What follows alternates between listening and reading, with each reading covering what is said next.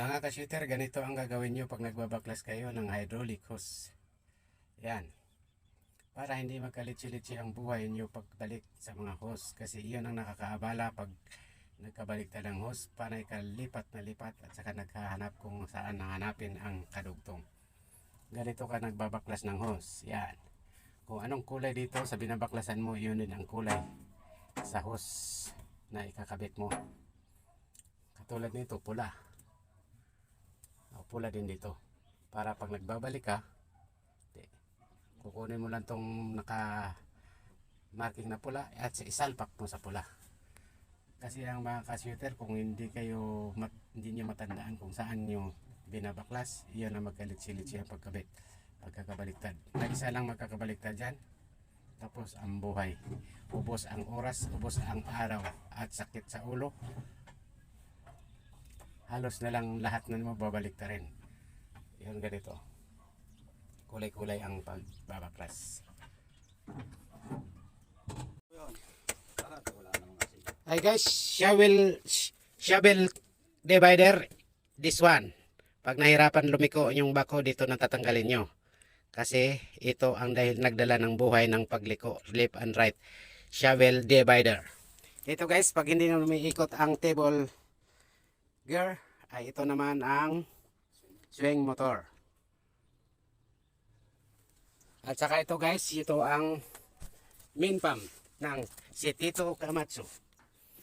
Pag may napansin kayo guys na medyo may kabagalan sa inyong bako, ay check lang ninyo ang charger pump. Na ang charger pump nakalagay sa puwit ng bako, makikita nyo ang plate at saka piston nandun. Kung may singaw na may guhit-guhit na yung mga plate, ibig sabihin yan guys, may pagbabago sa inyong bako.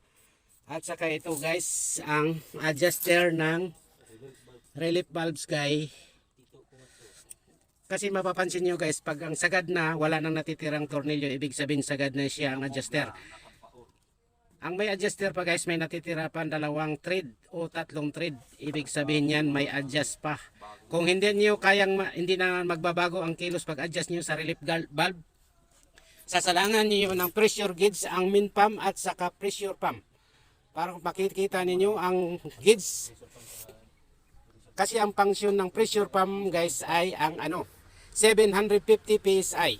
Kung 700 PSI yung main pump, tapos yung charger pump ay 500 PSI, ibig sabihin ang charger pump ang diferensya.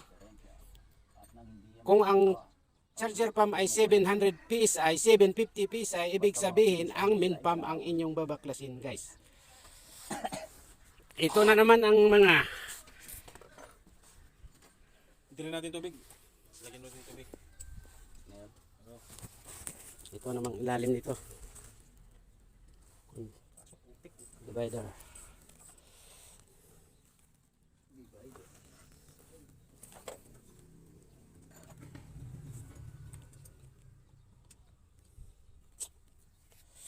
Ano guys? Recon na siya. Anong sabi daw? Hindi daw. Asan ang pityo? Ano to eh? Dito ka mula magsimula, bago ka dito mag-proceed.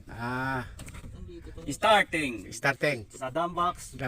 Ito, may on off PTO. Tapos pagdating dito, pag ayaw daw umakyat, tukuran mo ng tubo. Yan. Tama yung dating ano na tayo. Linyador. Ang recon. Liit. Saan bang? Isang ano lang eh. Dito oh. Wala nang magawa. Ganito ang gasolinador ng Giga. Dati. Isuso Giga. Liit niya. Wala na pala to, bungi na pala to. Mas maganda pa yung tingnan pala dun sa akin na ano. PTO. I-off ang PTO pagbaba ng driver, tapos kahit umiihi, tumatae ay i-off ang PTO bago bumaba. Pagpatayin ninyo, direct to the point. This one is tukurin ang inyong danbox kung sira ang inyong relay. Patay na. Hindi maintindihan. Ito talaga yung stock.